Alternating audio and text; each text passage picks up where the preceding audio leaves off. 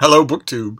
I've had many emails and texts from a lot of you saying that although I posted 6 videos yesterday, that wasn't enough, and that you would have been perfectly content with more videos on the one day. To which I only have one response, which is, don't you worry, Deb and I will get you the best psychiatric care that our bookstore pensions can afford. But in the meantime, I've got a few books I want to go through right now. We're going to have more self-control today. We're not going to have 6 videos, but I do like your face. So let's see here. Let's see what this first one is.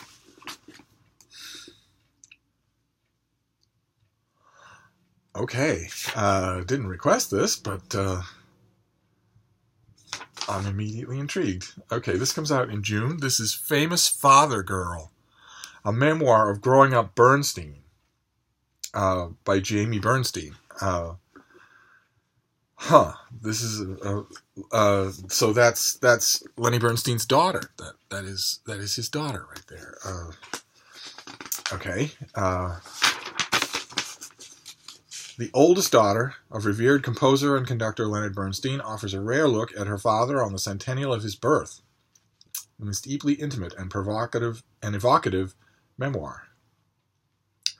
The composer of On the Town and West Side Story, chief conductor of the New York Philharmonic, television star, humanitarian, friend of the powerful and influential, and the life of every party, Leonard Bernstein was an enormous celebrity during one of the headiest periods of American culture, as well as the most protean musician in 20th century America. But to his eldest daughter Jamie, he was above all the man in the scratchy brown bathrobe. Okay. All right. Well, we haven't had this before. Okay, great. Okay. All right. So this comes out in mid-June, and it looks like it's going to be just an affectionate memoir. Okay. That'll be tantalizing. I mean, that'll be fascinating in its own right, but it'll be tantalizing because it's not a tell-all, and Bernstein sort of invites tell-alls, and this most categorically won't be one. It will be affectionate. That's okay. It's bound to be, for those like me who find him utterly fascinating, it's bound to be full of great stuff. Oh, great. Okay, I requested this. Let's see what we have here.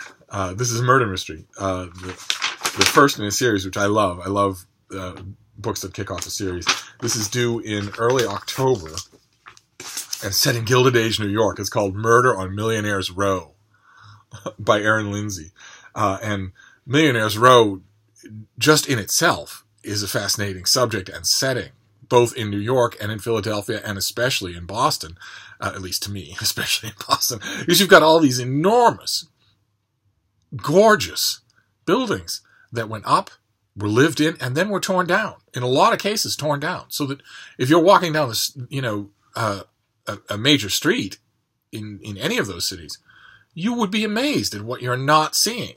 We just automatically assume these days that such things will be repurposed or declared, historical sites of interest or whatever.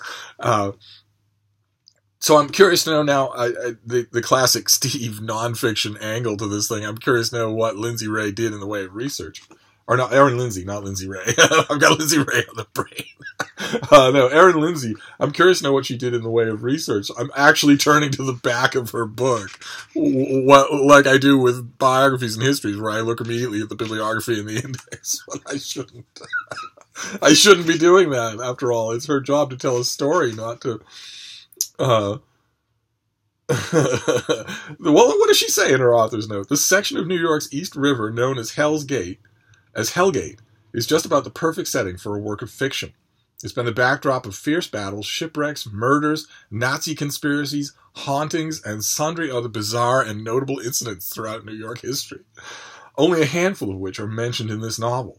The immediate vicinity was also populated with some of the 19th century America's most chilling locales, including quarantine hospitals, we've heard about a couple of those, Potter's Fields, and the infamous insane asylum on Blackwell's Island, now Roosevelt Island. Damnation Island is the name of a great book on that subject.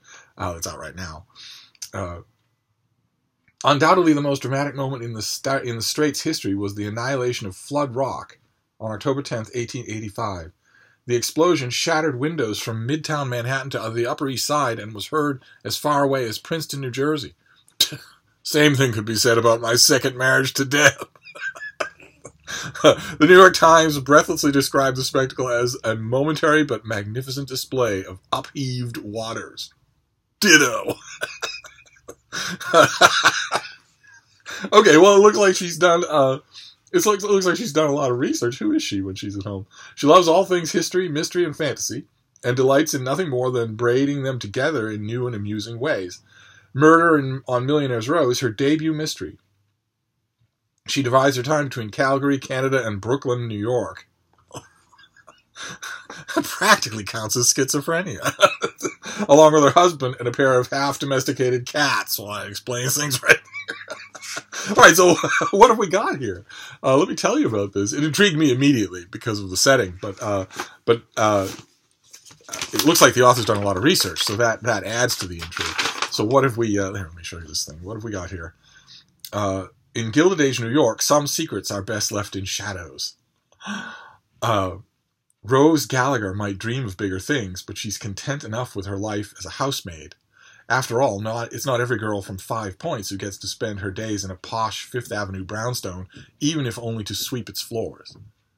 But all that changes on the day her boss, Mr. Thomas Wiltshire, disappears. Rose is certain Mr. Wiltshire is in trouble, but the police treat his disappearance as nothing more than the whims of a rich young man behaving badly. Meanwhile, the friend who reported him missing is suspiciously unhelpful. With nowhere left to turn, Rosie takes it upon herself to find her handsome young employer. Okay, so she's a housemaid. So the amateur sleuth in this case is a housemaid. That's going to create as many hurdles as it leaps. I wonder if I was about to say, I wonder if the author knows that. I think she probably does. Let's see. What am I remembering, though? Those of you who love murder mysteries,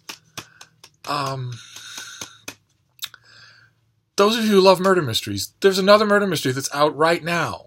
Or not out right now, given this channel. It could be that it's coming out soon. There's another murder mystery that's new, that's also where the housemaid is the sleuth. It starts off with a really great line, like you might not think someone like me has the right to tell you anything, and if you don't, just don't read this. But if you do, I know a lot. That's going to bother me. I'll go through all my books and find out what it is, and I'll report back. But anyway, so the cover's a bit misleading, right? Because that is a well-to-do lady, not a housemaid, on the cover. I wonder if that's meant to be our heroine or if it's somebody else. I do so like the cover, though. I mean, apart from the fact that I don't think that's our protagonist, and that makes me curious on my own. I mean, if there is no female sleuth or victim in the book that fits that visual iconography, then why is this woman on the cover? Is it because she cuts a better figure than a chambermaid would? And wouldn't that be ironic? Okay, great. All right, fantastic. I am totally up for a murder mystery at all times, especially a historical mystery, and especially one in an unfamiliar setting, and that's a debut. All right, so what do we got? Oh, God. Oh, no. Oh, no. The hand of Richardson Reeds reaches into my channel. Oh, God. All right. This comes out in early May. I would really like it if a certain person on BookTube reviewed this for Open Letters Review. This is by Christopher Wren, not the one who died owing me money, but a different Christopher Wren. This is Those Turbulent Sons of Freedom, Ethan Allen's Green Mountain Boys and the American Revolution. All about how much trouble Vermonters can make. In Those Turbulent Sons of Freedom, Christopher Wren, not the one who died owing me money, separates myth from reality. Instead of Ethan Allen as a legendary hero and patriotic son of Vermont, he relates the unvarnished story of the Green Mountain Boys. Allen did not serve in the Continental Army. George Washington, with his good common sense, granted him a brevet colonelcy, but no troops. Allen raced his rival, Benedict Arnold, to seize the British-held crumbling Fort Ticonderoga. He led an unauthorized and disastrous invasion of Montreal. Captured, he was shipped in chains for public hanging in England. Freed after 28 months, he then plotted with his friend Justice Sherwood, a loyalist spy, to deliver Vermont to the British. So this is going to be a rabble-rousing, no pun intended, revisionist account of Ethan Allen. So it'd be really nice if a Vermonter with a penchant for history were to review this for Open Letters Review, don't you think? So who is this other Christopher Wren? Not my Christopher Wren, but another Christopher Wren. He was a foreign correspondent, reporter, and editor for the New York Times for nearly 3 decades. Good Lord. Heading its news bureau in Moscow, Cairo, Beijing, Ottawa, and Johannesburg. He's a visiting professor at Dartmouth College in its Master of Arts and Liberal Studies program. Okay, so he's a serious scholar who's not only a serious scholar, but somebody who's thrown sharp elbows in all the dark corners of the world. That's good. You want that when you're writing about this. It also means he's not going to be taken in by the American folklore that has elevated Ethan Allen and his Green Mountain Boys. That's great. Okay, great. All right, fantastic. I'm sorry, I'm getting all lost up in this. It has great maps as end papers. It has the deck of legends that I love so much. Wonderful. Okay, fantastic. Sounds revisionist Revolutionary Era history. About that turbulent state of Vermont. They still have dirt roads up there, you know. At least I've heard. So we have Those Turbulent Sons of Freedom about Ethan Allen by Christopher Wren. Not the guy who died owing me money. A different Christopher Wren. Doesn't owe me a cent. And then we have Murder on Millionaire's Row. The first in a series, set in Gilded Age, New York, which is such a fruitful setting for a murder mystery. I will report back on whether it lives up to its promise. And Famous Father Girl by Jamie Bernstein, no less. A memoir of growing up with Lenny Bernstein as your father. Of all the memoirs and all the gin joints and all that is so strange. I'm sorry, I don't. Someday I will make a whole video on Leonard Bernstein. But in the meantime, I'm going to wrap this up for now, and it's not going to be the first of 6. Okay? But I will see you again. Thank you, BookTube.